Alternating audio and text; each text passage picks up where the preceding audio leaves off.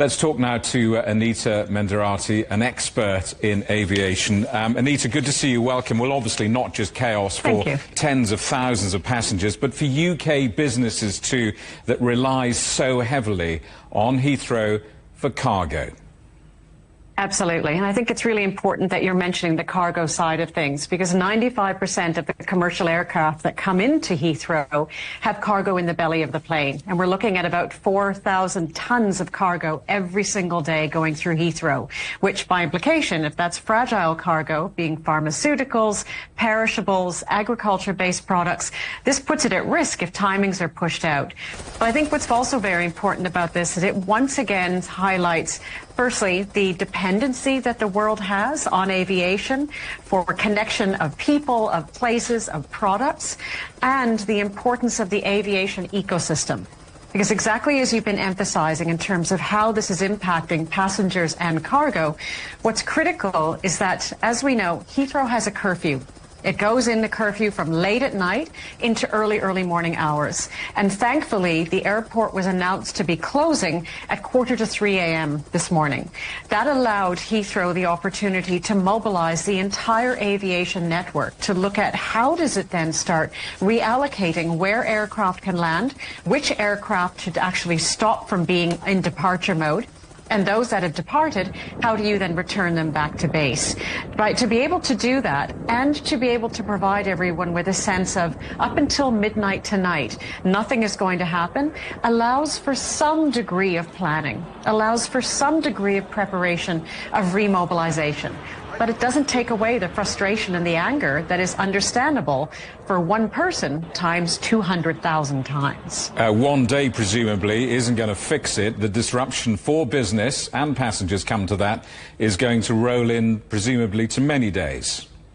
No, there's no question about it, because we have the losses from today, plus what was already on schedule for tomorrow and right through the weekend. So the knock-on effect is immense, and that's why no airport in the world ever wants to announce that they're having to shut their doors. This is where, exactly as you were saying in terms of the cost to Heathrow, the cost is not only financial, the reputational damage is immense. Willie Walsh, who used to be the CEO of British Airways and then of the IAG Group, now the head of the International Air Transport Association, as you've stated, is very clear on the shortcomings of Heathrow and the degree to which Heathrow has sadly let down both the cargo side of things and passengers. So this is an unfortunate one for Heathrow, because it really is about saying, how can one of the world's most connected airports for travel and for trade be so vulnerable to one situation of energy lossage? And what is the answer to your question? I mean, how does Heathrow get into a position like this where seemingly there is no backup generation or contingency planning? Indeed, there was a backup generator, and there's debate, there's dialogue about did it operate, did it not. I think what's important about this is that the shock of the day has worn off quite a bit. I mean, there's frustration, no question, there's anger, but the shock that people woke up to this morning has moved on. It's now focusing on the why. Why did this happen? Who's responsible? Why are we looking at a situation of, exactly as you say, one energy framework being able to collapse an airport? What we need to focus on first, and in tandem, but very much not losing priority, is the how. How do we get people home safely? How do we get people moving again? How do we get cargo moving again? So as much as we need to focus on the why this happened, at the same time, we can't lose focus on and compassion for those that are currently in a very difficult position. We have passengers, airline crew, and aircraft that are in many places around the world where they shouldn't be, quite honestly. And this is where the airports are going to struggle from the point of view of the financial implications, of the cost of bringing all that back.